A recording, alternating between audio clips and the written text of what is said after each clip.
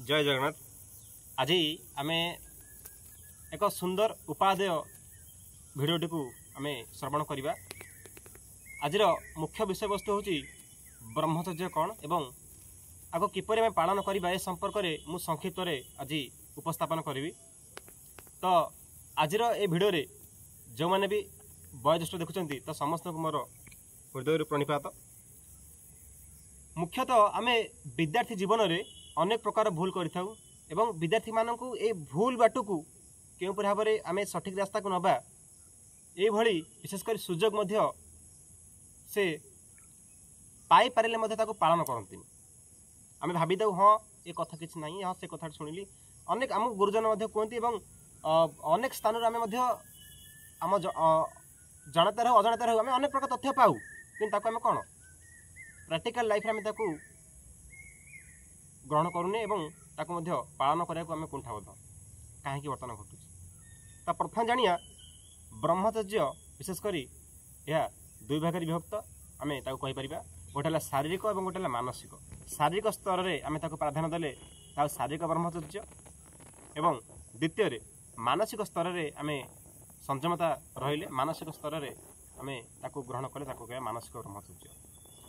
तो यही दुईटी को आम लक्ष्य करी ब्रह्मचर्य को आम विशेषकर आम ग्रहण कर। ब्रह्मचर्य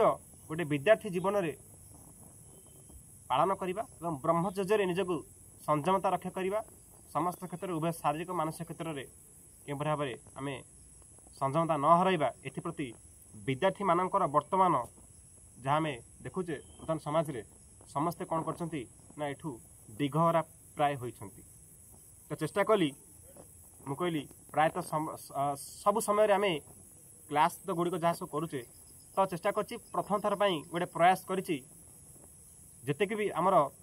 पिला अच्छा जो मैंने आज भिडियो को वयोज्येष्ठ देखुं तो चेष्टा करछि निहाती आम द्वारा जी संभव आम चेष्टा करवा किसी ना कि उपादेय तथ्य गुड़िक आनिबा आपण आपको मोटिवेशनल रूप नहीं पारे कि स्पिरिचुअल रूप नहीं पारे आप जमी ग्रहण करेंगे किंतु आपण प्रैक्टिकल लाइफ रे आपको इम्प्लीमेंट करने निहत आवश्यकता रही। अच्छा देखिबा प्रकृति क्रियामणानी गुणे कर्माणी सर्वस्व अर्थात ये प्रकृति कौन करछि ना तार गुण एवं क्रिया जो ये समाज को एवं ये मनुष्य शरीर को विभिन्न क्षेत्र में विकार रूप में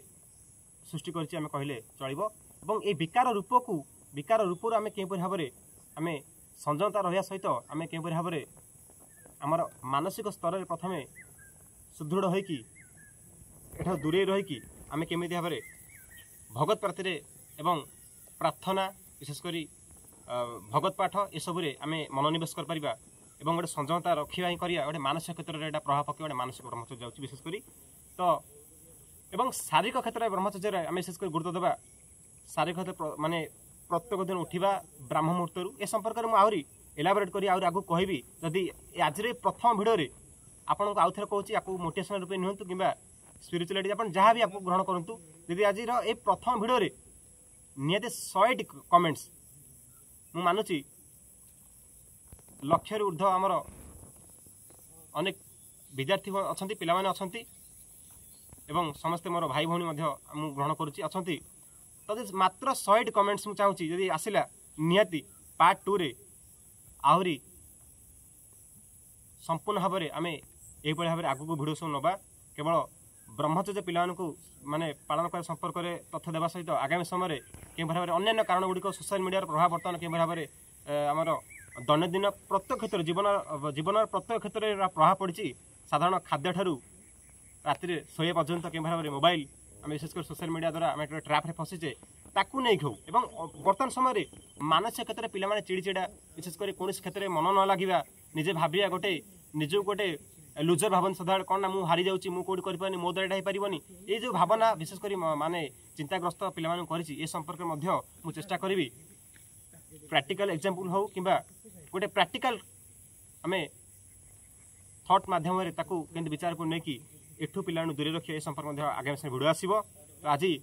संपूर्ण रूप आज आरंभ थिला अति भितर आम जाइने आ गोटे कथा कह शारीरिक ब्रह्मचर्य देखा नारी स्तनभरम नाभिदेशम दुष्ट महागा